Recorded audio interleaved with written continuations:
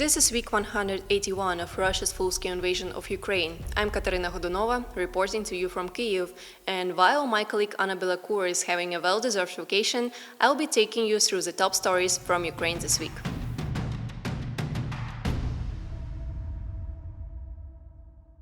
After months of discussions and planning, the highly anticipated summit between US President Donald Trump and Russian President Vladimir Putin finally happened.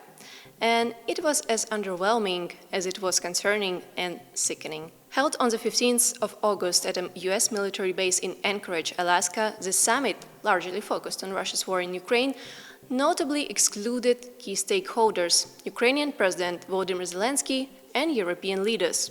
In the lead-up to the meeting, Trump signaled that land swaps would be on the agenda as part of a proposed peace plan between Ukraine and Russia. A source within the president's office told the Kyiv Independent that Moscow's demands included a territorial trade. Kyiv would hand Ukrainian-controlled areas in the war-torn Donetsk and Luhansk Oblasts over to Russian occupation, while Russia would agree to withdraw from parts of Sumy and Kharkiv Oblasts. This proposal would see Ukraine give up big urban centers, including Kramatorsk and Slovyansk, in exchange to roughly 430 square kilometers of mostly rural territory along the northeastern border. As in the past, President Zelensky rejected the idea of handing Ukrainian territory to Russia as opposed to ending its war of aggression, stressing that such proposals are unacceptable and would contradict Ukraine's constitution. On the eve of the US-Russia meeting in Alaska, demonstrators gathered outside the US embassy in Kyiv to back Zelensky's position, voicing strong opposition to the idea of any land swaps. Instead, they called for a comprehensive, all-for-all prisoner exchange, prioritizing people over land. Among those attending the protests were families of Ukrainian prisoners of war and civilians who remain in Russian captivity, some since the onset of the war in 2014. Та важливо кожен раз приходити на мітинги, щоб скоріше це все закінчилося. Через це хочеться, щоб вони прийшли, домовилися, щоб вже по припинення вогню, щоб всіх полонених повернули, щоб кінчився це все жахіття, війна, щоб наступив мир.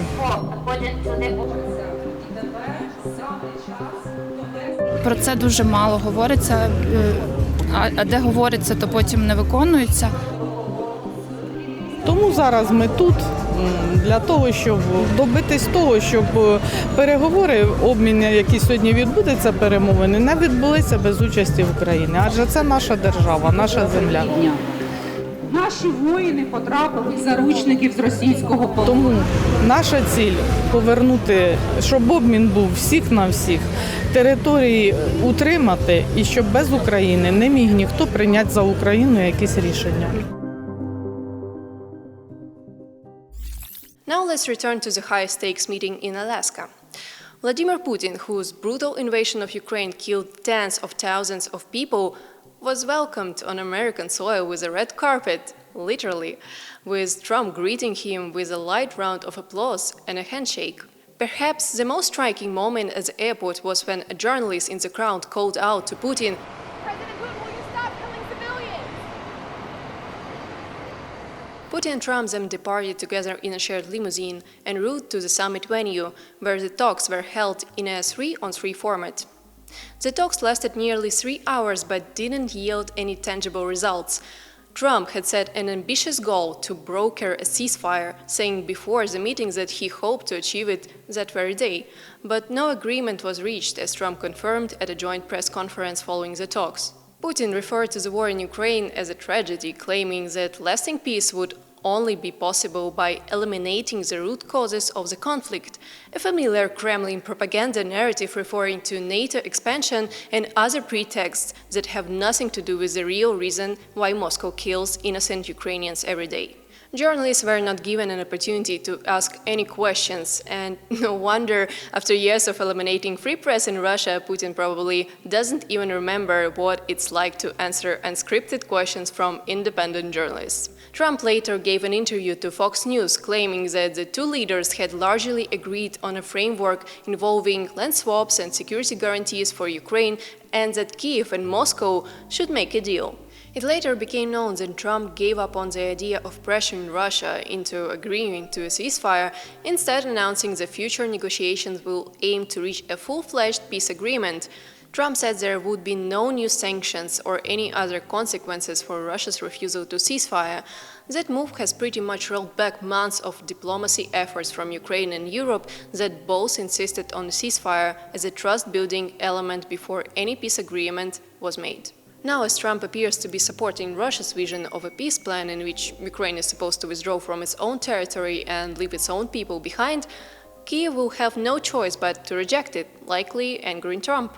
The US president also announced that preparations were underway for a potential trilateral meeting involving Zelensky, Putin, and himself. While Zelensky has repeatedly supported the idea of meeting with Putin face-to-face, the Kremlin has so far not responded to those invitations. After the summit, Putin's aide Yuri Ushakov said that a trilateral meeting wasn't discussed in Alaska. Whether it's true or not, the statement hints that Moscow hasn't really changed its stance on the matter. Trump also emphasized that progress now depends largely on Zelensky and called on European nations to take a more active role in the diplomatic process. Though bits and pieces of information we have learned from the summit are concerning, there are still a lot of missing puzzles as to what Trump actually agreed on with Putin. It looks like we will learn more next week as Zelensky and Trump are now set to meet in Washington on the 18th of August. It remains to be seen what practical consequences the summit will have on Russia's war in Ukraine, if any.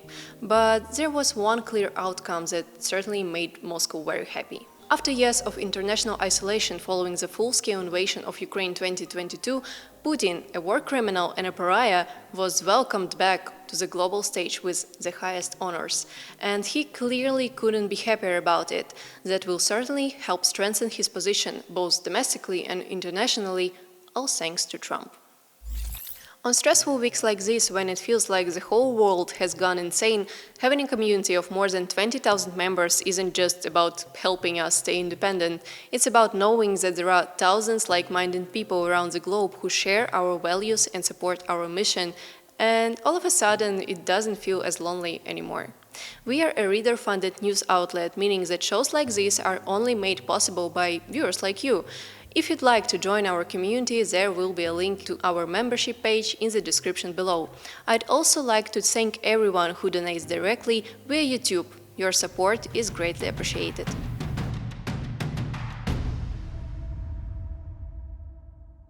As Putin and Trump were preparing to meet in Alaska to discuss the potential end of Russia's war, a major shift was unfolding on the front line in Ukraine. In Donetsk Oblast, Russian forces made a significant push, advancing about 15 kilometers toward a critical highway connecting the cities of Kramatorsk and Dobropilya. Russia has been steadily occupying more and more land in Donetsk Oblast for the past year.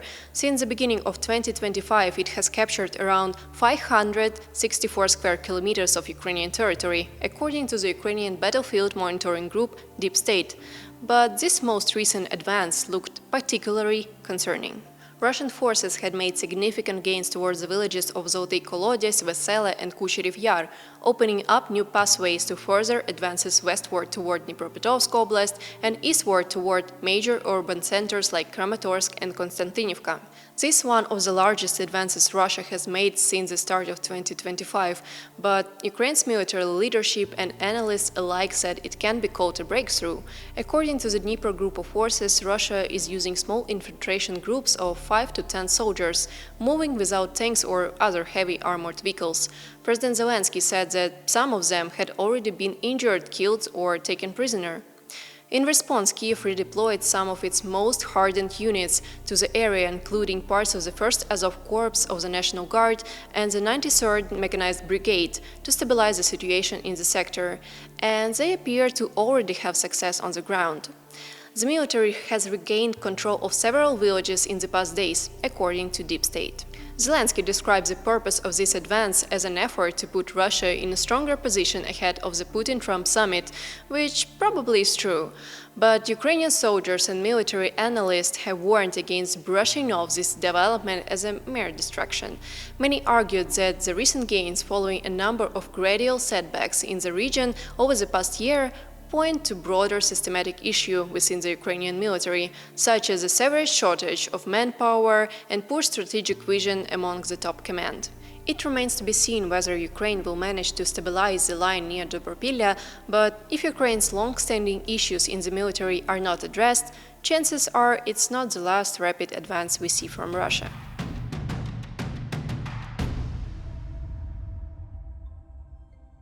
Our member question this week was whether the US news reports about Ukraine's infantry shortage was accurate. Thank you for the question, and unfortunately it is.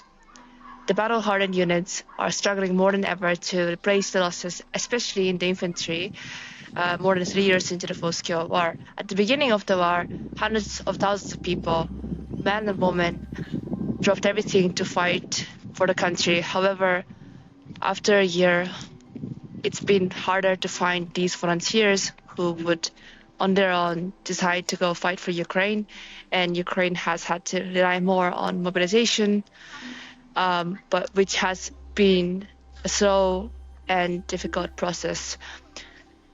A high Ukrainian official who spoke on the condition of anonymity said that Ukraine is mobilizing about 30,000 men every month, but about half of them are unable to fight. This is mostly due to the physical difficulties. Not everyone can fight. And another Ukrainian official who also spoke on the condition on the anonymity said that about half of the people that were conscripting are the people who are returning from AWOL, which means that they're not the new soldiers, but they were the ones who left their service. So it's now more than hard to find people who are willing to go to the infantry positions where, the guys have to stand sometimes for 2 months, 3 months without any break. So it will become more difficult in the coming months as Russia continues to ramp up its offensive. That's all for this week. We'll be back next Sunday with more updates from Ukraine. Anna Belakur will bring you all the latest. If you enjoyed this video as much as anyone can enjoy this kind of news, please consider becoming a member of the Kyiv independent community. It's thanks to viewers like you that we can do this work, and we are so grateful for your support. Thanks for watching.